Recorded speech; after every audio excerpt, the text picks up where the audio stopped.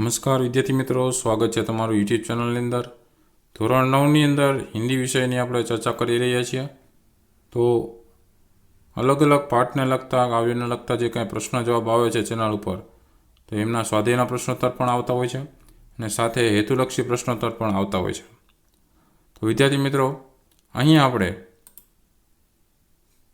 કાવ્ય 10મું છે ભારત ગૌરવ, જે પદ્ય છે કાવ્યના પ્રકાર, અને એ આપેલું છે મેથિલી શરણ ગુપ્તે, જેમનો જન્મ સન 1886માં અને નિધન સન 1964માં થયેલું। તો આ કાવ્યને લગતા અલગ અલગ નાના પ્રશ્નો, જેમને કહીએ તો હેતુલક્ષી પ્રશ્નોત્તરની અહીં આપણે ચર્ચા કરવાના છીએ। તો વિડીયો અંત સુધી જોજો, જેમાં નાના ઘણા બધા પ્રશ્નો છે। સ્વાધ્યાયની અંદરના નાના પ્રશ્નો હોય ને, એ પ્રશ્નો તમને અહીંયા જોવા મળશે।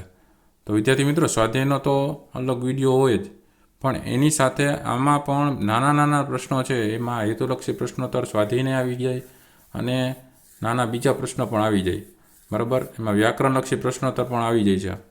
તો વિડીયો અંત સુધી જોજો। વિડીયો ગમે તો લાઇક કરજો, કોમેન્ટ કરજો અને તમારા મિત્રોને પણ જરૂરથી વિડીયો શેર કરજો, જેથી કરીને નવા જેટલા વિડીયોઝ મુકાય છે એની નોટિફિકેશન દ્વારા સૌપ્રથમ તમને જાણ થાય। તો આ કાવ્યને લગતા દરેક હેતુલક્ષી પ્રશ્નોત્તર છે એ આવનારી પરીક્ષામાં પણ પૂછાય એવા છે, બરાબર। અને એમાં પહેલો વિભાગ આવે છે પદ્યલક્ષી પ્રશ્નોત્તર। તો આ પદ્યલક્ષી પ્રશ્નોત્તરની અંદર તમને નાના પ્રશ્નો છે એ જોવા મળશે, જે કાવ્યના આધારિત નાના પ્રશ્નો છે, બરાબર। એ પહેલાં જોઈ લઈએ, પછી વ્યાકરણલક્ષી प्रश्नोत्तर जोशु। प्रश्न पहला है, निम्नलिखित विधान सही है या गलत, वो यह बताइए।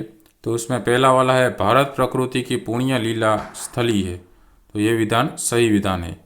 दूसरा है, भारत इस संसार का नूतन देश है, तो यह विधान गलत विधान है। तीसरा है, हम अनार्यों की संतानें हैं, तो यह विधान गलत विधान है। चौथा है, आर्य महान चरित्र के कर्मवीर पुरुष थे, तो यह विधान सही विधान है। उसके बाद दूसरा प्रश्न आता है, निम्नलिखित प्रश्नों के उत्तर एक एक शब्द में लिखिए। जिसमें पहला है, संसार का सबसे पुराना देश कौन सा है, तो उसमें उत्तर आएगा भारत। दूसरा है, भारत के निवासी किस जाति के हैं, तो उसमें उत्तर आएगा आर्य जाति के हैं। तीसरा है, हमारे देश की पावन नदी कौन सी है, तो उसमें उत्तर आएगा गंगा नदी है। चौथा है, आर्यों की संतान आज किस स्थिति में जी रही है, तो उसका उत्तर में आएगा अधोगति में जी रही है। प्रश्न नंबर तीसरा है, निम्नलिखित प्रश्नों के साथ दिए गए विकल्प में से सही विकल्प चुनकर उत्तर लिखिए। जिसमें पहला है, भारत के निवासी कौन है, तो उसमें उत्तर आएगा भारत के निवासी आर्य है, तो डी ऑप्शन आएगा। दूसरा है, आर्य किसकी मदिरा नहीं पीते थे, तो उसमें उत्तर आएगा स्वार्थ की मदिरा नहीं पीते थे, आंसर में ये ऑप्शन आएगा। तीसरा है, आर्य क्या होकर नहीं बैठ सकते थे, तो आर्य है वो निश्चेष्ट होकर नहीं बैठ कर सकते थे, तो उत्तर आएगा सी ऑप्शन। उसके बाद विभाग दूसरा आता है व्याकरणलक्षी प्रश्नोत्तर। तो ये काव्य के जो व्याकरणलक्षी प्रश्नोत्तर है ये भी देख लीजिए, जिसमें आप देख सकते हैं जो ये स्टार वाले वो सब स्वाध्याय के व्याकरणलक्षी प्रश्नोत्तर है, ठीक है। तो स्वाध्याय का वीडियो तो अलग से है ही, वो भी आप देख लीजिएगा ना देखा हो तो। और यहाँ पे उसके छोटे छोटे जो क्वेश्चन आंसर होते हैं ये हम यहाँ पे डिस्कशन करेंगे।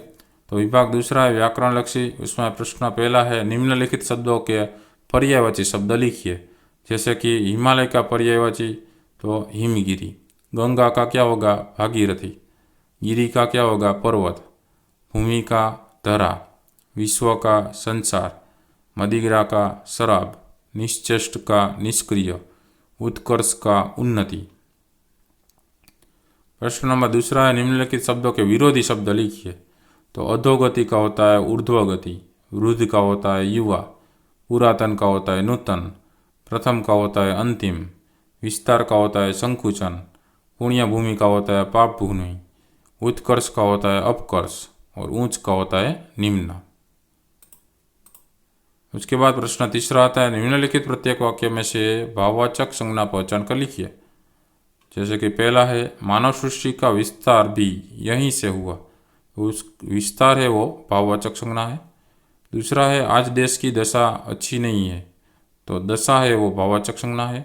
तीसरा है भारतवर्ष की धरती की पवित्रता सारे विश्व में प्रसिद्ध है, तो पवित्रता है वो भाववाचक संज्ञा है। चौथा है वे कभी अपने लाभ से मोहित नहीं होते, तो लाभ है वो भाववाचक संज्ञा है। पांचवा है उपकार करने वाले निष्क्रिय कैसे बैठ सकते हैं, तो उपकार है वो भाववाचक संज्ञा है। छठा है पराजित होने के बाद महान राजा की अधोगति हुई, तो अधोगति है वो भाववाचक संज्ञा है। उसके बाद प्रश्न चौथा आता है निम्नलिखित प्रत्येक वाक्य में से विशेषण पहचान कर लिखिए।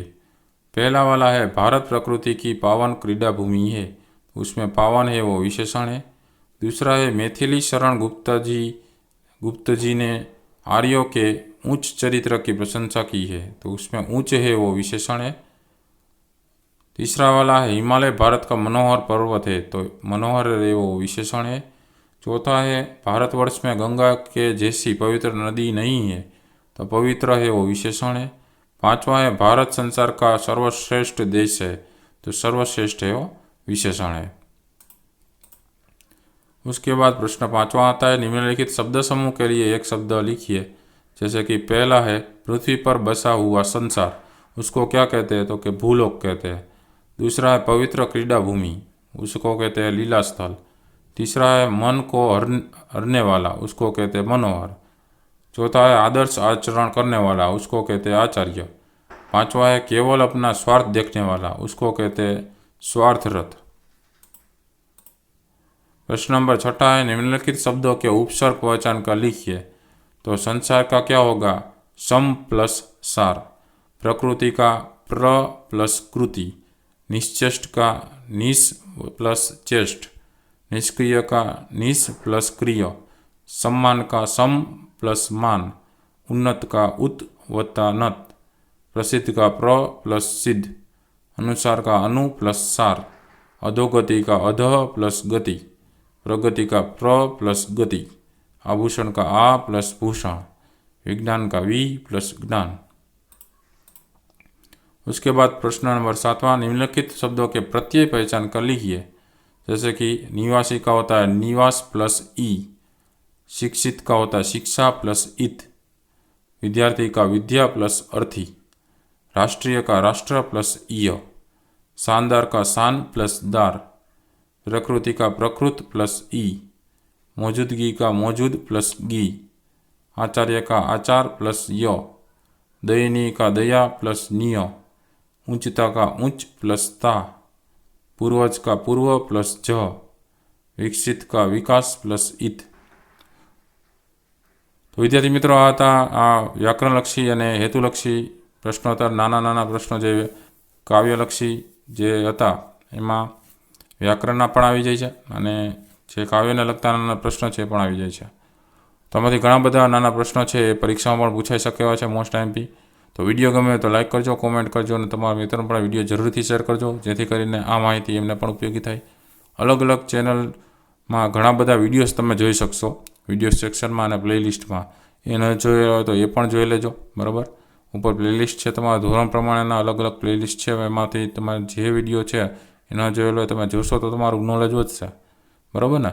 તો નવા વિડીયો સાથે ફરી પાછા મળીશું, ત્યાં સુધી તમે ન જોયેલા વિડીયો છે જોઈ લેજો। સાથે ચેનલને ન સબસ્ક્રાઈબ કરી તો ચેનલ પહેલાં સબસ્ક્રાઈબ કરીને બેલ આઇકન પર ક્લિક કરી દેજો જેથી કરીને નવા જેટલા વિડીયોઝ મુકાય છે એમને નોટિફિકેશન દ્વારા સૌપ્રથમ તમને જાણ થાય, બરાબર। ફરી પાછા નવા વિડીયો સાથે મળીશું, ત્યાં સુધી તમારી કાળજી રાખજો। Thank you very much and take care.